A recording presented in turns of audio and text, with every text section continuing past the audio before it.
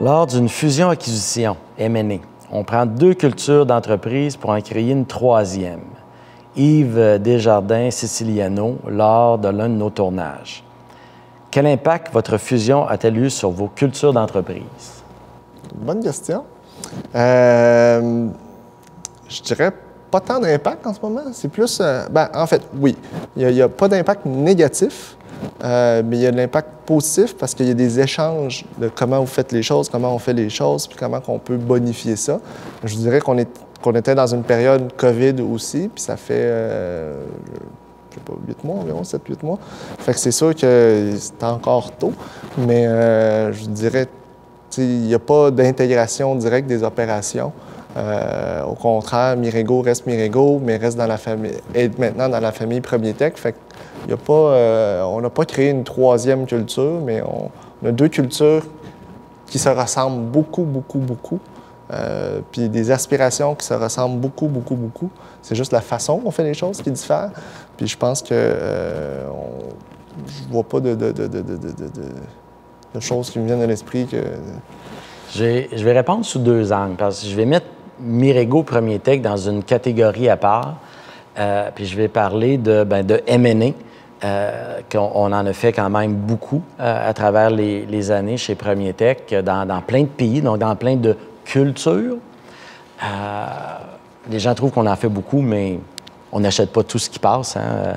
Pour chaque transaction qu'on a faite, on a peut-être regardé une 20aine. Et je m'inscrirais un petit peu en faux avec le statement de dire on prend 2 cultures pour en créer une 3e. En quelque part, ça, je trouve que c'est très dangereux parce que là, on dénature tout le monde. Nous, on a une vision long terme, on s'inscrit dans la durée, comme disent nos amis français. Et ça a tout le temps été très clair dans les fusions-acquisitions qu'on a fait que, la culture Premier Tech va être la culture prédominante, mais elle ne sera pas statique. On va la laisser se bonifier et on va surtout vous permettre de l'adapter localement pour qu'elle soit relevant, qu'elle soit vivante en Thaïlande, qu'elle ne peut pas être dans la même version que vivante au Québec et que vivante en Alabama. Il faut voir que beaucoup de nos acquisitions ont été aussi, nous, pour agrandir notre plateforme internationale. Donc, peu d'acquisitions au Québec et même au Canada. Donc, beaucoup d'acquisitions qui nous permettaient d'entrer dans d'autres pays.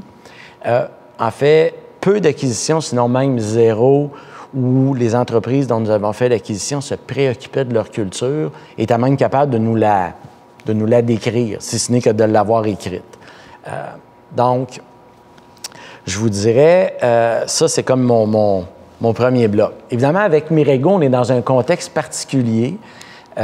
Acquisition au Québec, acquisition aussi dans un secteur qui n'est pas encore un secteur très, très fort, très robuste chez Premier Tech. Hein, c'est dans le numérique, c'est dans le digital. Donc, ce n'est pas dans nos métiers d'origine, la robotique, l'automatisation, l'horticulture, l'environnement.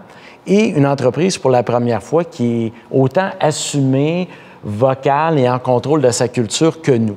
Donc, je pense, autant Premier Tech que Mirego, autant Albert que Jean, on est très sensible à s'assurer que on ne crée pas de faux pas, d'impairs.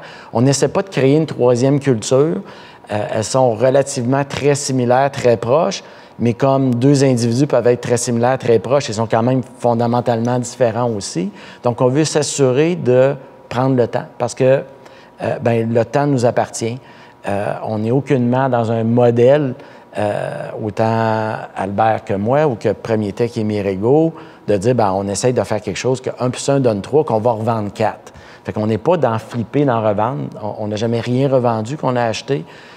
Comme je dis souvent à des financiers qui nous approchent pour nous proposer des entreprises à acheter puis d'essayer de nous convaincre de payer beaucoup plus.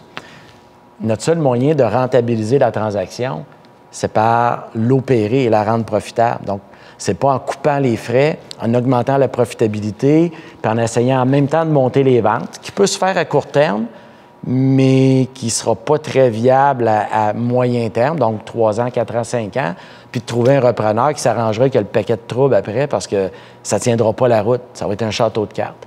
Donc, à ce jour, pas d'impact négatif, nous non plus. Je pense des beaux éléments positifs parce qu'il y a un beau mariage de voir des gens qui se découvrent, des métiers qui se découvrent puis qui voient des potentiels. Puis je pense que l'élément qui surprend, je pense, le plus tout le monde, autant chez Premier Tech que chez Mirego, c'est « Hey, on n'est pas pressé.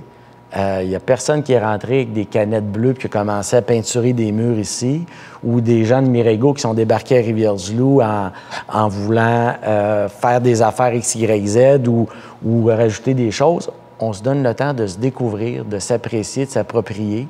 Puis le temps va nous amener à la bonne place parce que time is on our side. On n'a pas de gun sur la tempe, on n'a pas de pression de faire arriver telle affaire, de livrer des chiffres trimestriels, mensuels ou annuels. On a juste le temps de bâtir quelque chose de périn où ce que les gens vont se retrouver dedans puis vont se réaliser dans l'entreprise, fait de toute la diversité de ce qui est Premier Tech, de ce qui est Mirego, peu importe les mots, les brands qu'on y met.